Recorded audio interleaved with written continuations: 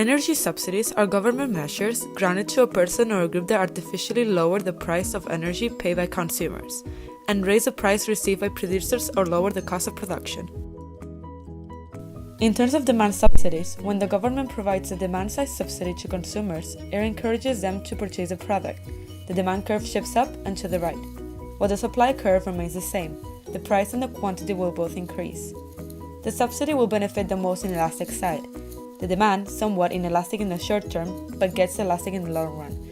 Thus, we can see that demand is more inelastic than supply, and that if a subsidy is given to renewable energies, the part that will benefit the most will be consumers.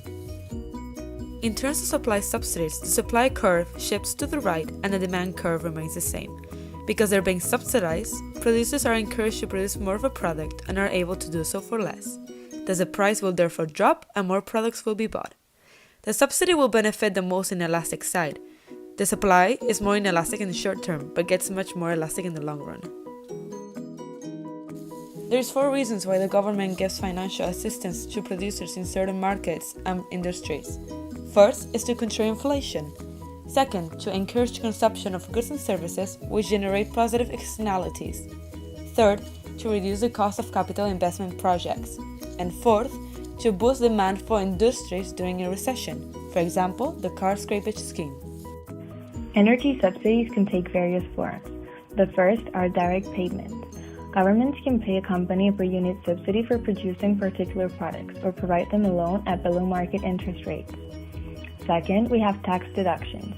Governments may allow individuals and businesses to claim tax credits for actions such as installing insulation or purchasing a fuel-efficient vehicle. Next are feed-in tariffs. Commonly used in Europe, guarantee producers of solar and wind power a certain rate for sales of power to the national grid. Households, businesses, and private investors are paid a cost-based price for the renewable energy that they produce. The EU Commission considers them one of the most effective and efficient ways to promote the use of renewable energies. And finally, we have mandated purchase quotas. This includes laws requiring that gasoline contain a certain percentage. The European Union has adopted a number of measures to improve energy efficiency in Europe. These include an annual reduction of 1.5% in national energy sales, EU countries making energy efficiency renovations to at least 3% of buildings owned and occupied by central governments per year, mandatory energy efficiency certificates accompanying the sale and rental of buildings, minimum energy efficiency standards and labeling for a variety of products such as boilers, household appliances, lighting and televisions, the preparation of national energy efficiency action plans every 3 years by EU countries, the planned rollout of close to 200 million smart meters for electricity and 45 million for gas by 2020. Between 2005 and 2016, green energies received subsidies, mainly in the form of feed-in tariffs, with a value of 49,739 million euros for the electricity generated. But renewable energies also avoided the cost of importing fossil fuels worth 25,499 million euros.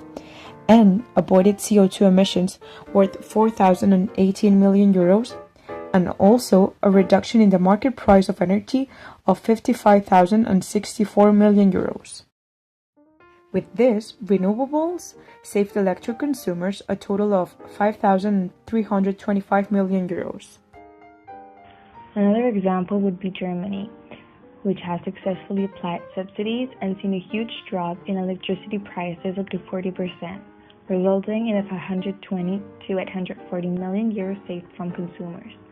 The United States spent more than any other country on renewable energy subsidies, around $18 billion. Australia already has a high percentage of energy produced by renewables, and they've seen a steady decrease of the price of energy. On the other hand, subsidies have their downsides. One of the most important ones is the great amount of welfare loss they produce. Subsidies can create government deficit, increase of waste, lead to lack of energy fuels, and crime associated with illegal fuel trade. Moreover, if the government uses feed-in tariffs and these are not well designed, they can become economically inefficient.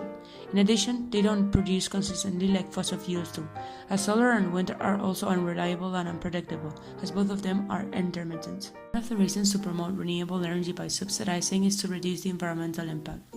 What happens is that, as they're unreliable, they require other sources like fossil fuels to provide backup power when they are unavailable, reducing the environmental benefit attributed to them.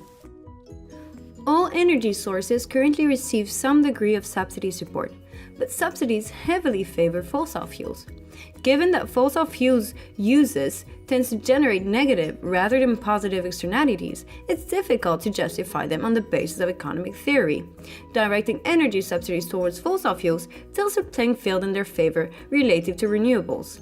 Among the negative externalities produced by fossil fuel subsidies, we have wasteful consumption, exacerbate energy price volatility, incentivize fuel adulteration and smuggling, undermine the competitiveness of renewables and other low-emission energy technologies.